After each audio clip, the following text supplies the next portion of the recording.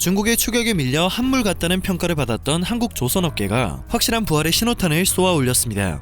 중국과 일본을 제치고 단일 계약으로는 세계 최대 규모의 매출액을 기록해 화제가 되고 있기 때문입니다. 중국산 선박의 잦은 고장과 터무니없이 비싼 수리비의 쓴맛을 겪은 선주들이 이제 선박의 가격보다는 퀄리티에 초점을 맞추고 있는 것으로 보입니다. 초대형 수주 계약 소식이 전해지자 한국이 역시 최고였다라는 뉘앙스의 반응이 쏟아지고 있습니다. 국내 조선업계는 작년 상반기 수주 가뭄을 겪었지만 하반기 이후 LNG 추진선과 초대형 컨테이너선 등 고부가 선박을 싹쓸이하며 독주 채비에 나섰는데요.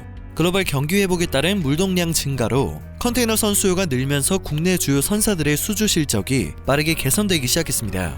그리고 26일 역대급 수주 소식이 전해졌습니다. 삼성중공업이 파나마 지역 선주로부터 15,000 TEU급 초대형 컨테이너선 20척을 2조 8,099억 원에 수주한 것입니다. 이는 지난해 매출액의 38%를 차지하는 수준이며 단일 계약으로는 세계 최대의 규모입니다.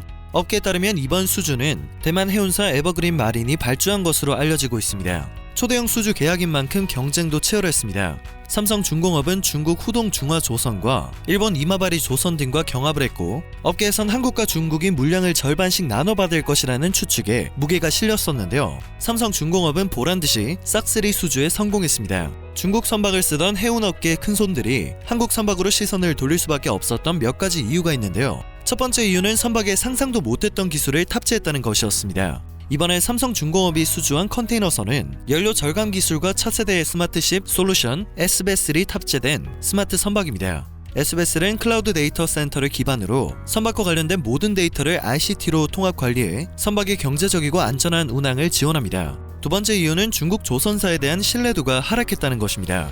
가격 경쟁력을 앞세워 대대적 홍보 후 계약을 체결해 놓고 선박 인도 일정을 지연시키는 일이 너무나 허다하게 발생했기 때문입니다.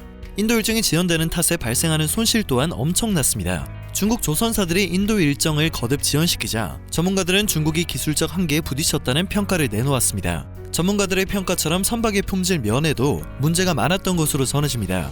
선체의 용접 분량이 많은 것은 물론 선박용 철판도 튼튼하지 않아 시간이 지나면 선박의 골격이 쉽게 손상되는 사례가 다수 발생했다고 하는데요. 잦은 고장으로 인한 수리비가 새 선박의 가격과 맞먹는다는 말이 나올 정도였다고 합니다. 한국산 선박과 중국산 선박은 설령이 오래될수록 품질 면에서 더 큰 격차를 보인다고 하는데요.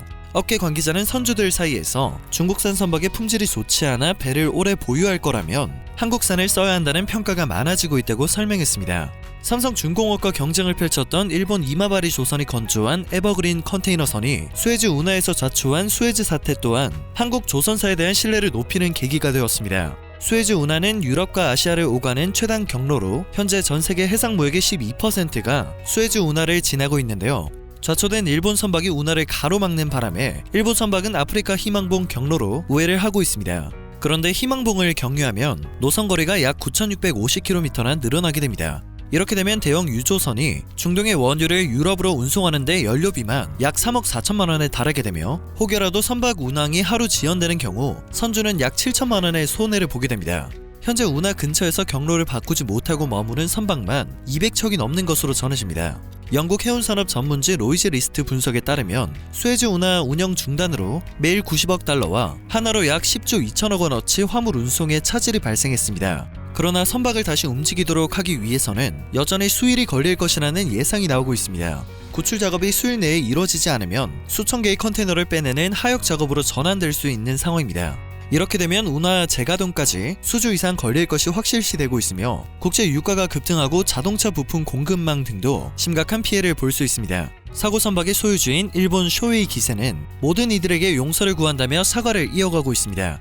좌초 원인은 악천후라고 알려졌으나 역대급 민폐를 끼치고 있는 선박을 만든 일본 조선사는 선주들의 눈밖에 날 수밖에 없는 상황인 것입니다.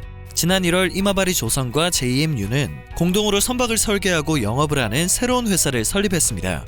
한국 조선사가 세계의 조선 시장을 선도하자 일본 1위에서 2위 조선사가 시장 공략을 위해 합작을 시작한 것인데요.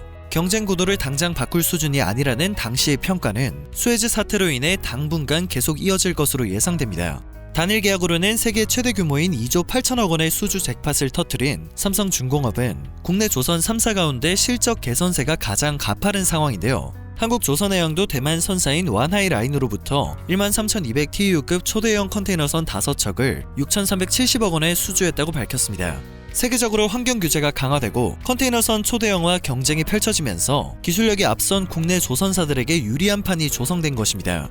유리한 판이 조성된 시기도 매우 적절합니다. 성과가 지난해 12월 이후 이달까지 월 평균 약 3%씩 상향하고 있기 때문입니다.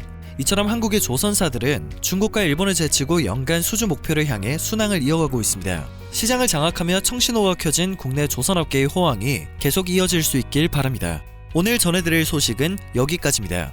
영상이 정보가 되셨다면 그것만으로도 감사드립니다. 늘 새롭고 유익한 뉴스를 전하는 로바우튜브 되겠습니다.